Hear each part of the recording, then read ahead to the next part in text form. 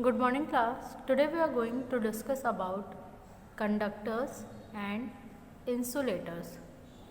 Students, earlier to this also we have discussed about conductors and insulators.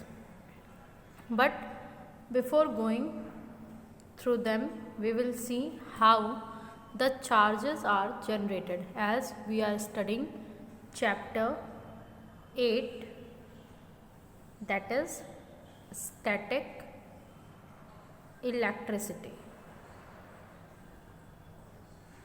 Okay, so students, let us see. Students, talking about origin of charges. So if the charges are originated due to friction, so how they are originated, let us see.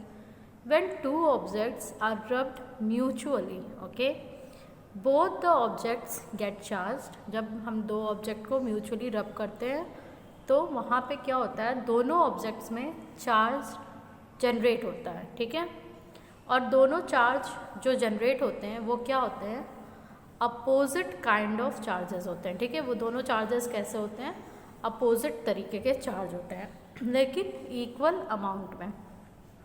तो ये students basic concept था कि कैसे charge का origination हो रहा है. मतलब अगर हम दो बॉडी लेते हैं, ठीक है, दो ऑब्जेक्ट ले रहे हैं, दोनों को म्यूचुअली रब कर रहे हैं. सपोज करिए एक हमने रॉड लिया जिसमें हम सिल्क के क्लॉथ को रब कर रहे हैं, ठीक है, या एक रॉड हमने लिया जिसमें हम वूल के क्लॉथ को रब कर रहे हैं. तो आप देखेंगे कि दोनों बॉडीज़ में क्या होगा, चार्ज का जनरेशन हो जाएगा. और इसमें हम देखेंगे कि जो अपोजिट चार्ज है, मतलब अगर हमारी एक जो ऑब्जेक्ट ए था अगर वो पॉजिटिवली चार्ज्ड है तो जो हमारा ऑब्जेक्ट बी है उसमें कैसा चार्ज जनरेट हो जाएगा, निगेटिव चार्ज जनरेट हो जाएगा. ठीक है, सो स्टूडेंट्स, जो अपोजिट काइंड ऑफ चार्ज है वो इक्वल अमाउंट में होगा. ठीक है, अगर हमने बात की है ग्लास रॉड या सिल्क क्लॉथ की ही तो आप देखेंगे कि ग्लास रॉड और सिल्क क्लॉथ में अपोजिट चार्ज का जनरेशन होगा. ठीक है, सो स्टूडेंट्स, इसी बेस पे हम चार्जेस की स्टडी को देखते हैं. जैसे कि आप एक और एक्टिविटी देख सकते हैं. सपोज करिए आप एक प्लास्टिक स्केल ले रहे हैं, ठीक है, और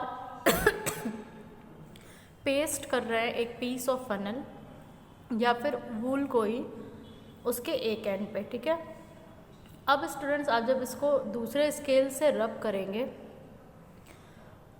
तो आप देखेंगे कि, और फिर दोनों स्केल को पास लाते हैं तो आप देखेंगे कि स्मॉल बिट्स ऑफ पेपर के पास जैसे ही आप लाते हैं तो वो दोनों अट्रैक्ट करने लगेंगे उसको. ठीक है, दोनों करने लगेंगे. ऐसा क्यों होता है, क्योंकि जो एक पार्टिकल था या एक ऑब्जेक्ट था या एक स्केल थी, जब हमने दूसरे को भी उस पर रब किया तो चार्जेस का जनरेशन हुआ. ठीक है, और आप देख पाएंगे कि दोनों स्केल्स क्या होंगी, एक दूसरे को अट्रैक्ट करेंगी. अट्रैक्ट कब करेंगी, जब उनके बीच में क्या है, अपोजिट टाइप ऑफ चार्जेस है. तो हमने देखा है चार्जेस लाइक चार्जेस हो सकते हैं, अगर प्लस प्लस लाइक चार्जेस हैं ये एक दूसरे को रिपेल करेंगी, अगर निगेटिव निगेटिव है ये एक दूसरे को रिपेल करेंगी. लेकिन अगर हम बात करते हैं कि अनलाइक चार्जेस है जैसे कि पॉजिटिव और निगेटिव, तो ये दोनों एक दूसरे को क्या कर लेंगी, अट्रैक्ट. नाउ स्टूडेंट्स, अब कॉन्सेप्ट आता है कंडक्टर्स एंड इंसुलेटर का.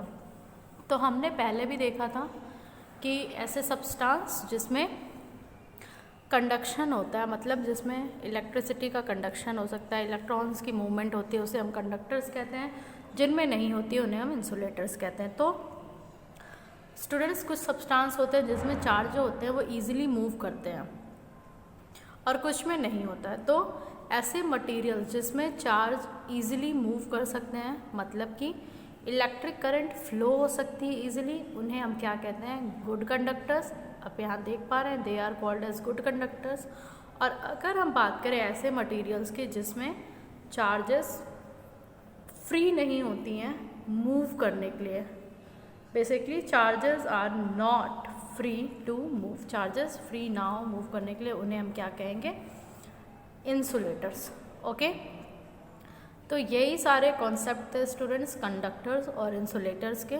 अगर आप बात करते हैं कि अर्थ हो गया या सारे मेटल्स हो गए या बेसिस हो गए या कोई एक्वस सॉल्यूशन है जैसे कि NaOH का सॉल्यूशन है, किसी भी सॉल्ट का, हमने सोडियम का सॉल्ट लिया, ये सारे क्या हैं, गुड कंडक्टर्स हैं इलेक्ट्रिसिटी के।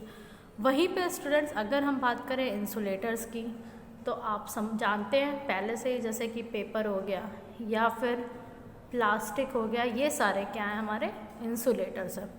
स्टूडेंट्स अगर हम बात करते हैं डिस्टिल्ड वाटर की, तो डिस्टिल्ड वाटर जो होता है वो एक बैड कंडक्टर है, लेकिन if a few drop of acid और some salt is added to it, अगर उसमें हम कुछ ड्रॉप एसिड के या कुछ ड्रॉप सॉल्ट के ऐड कर दें, किसमें, डिस्टिल्ड वाटर में। सपोज़ करिए हमने एक कंटेनर लिया जिसमें डिस्टिल्ड वाटर लिया, इसमें हम ऐड कर दे रहे हैं एसिड या सॉल्ट, तब आप क्या देखेंगे कि ये कंडक्टिव बन जाएगा, मतलब दैट बिकेम कंडक्टर्स। ओके, और अगर अच्छे कंडक्टर्स की एग्जांपल की बात करें, so silver, copper, aluminium are very good conductors of electricity.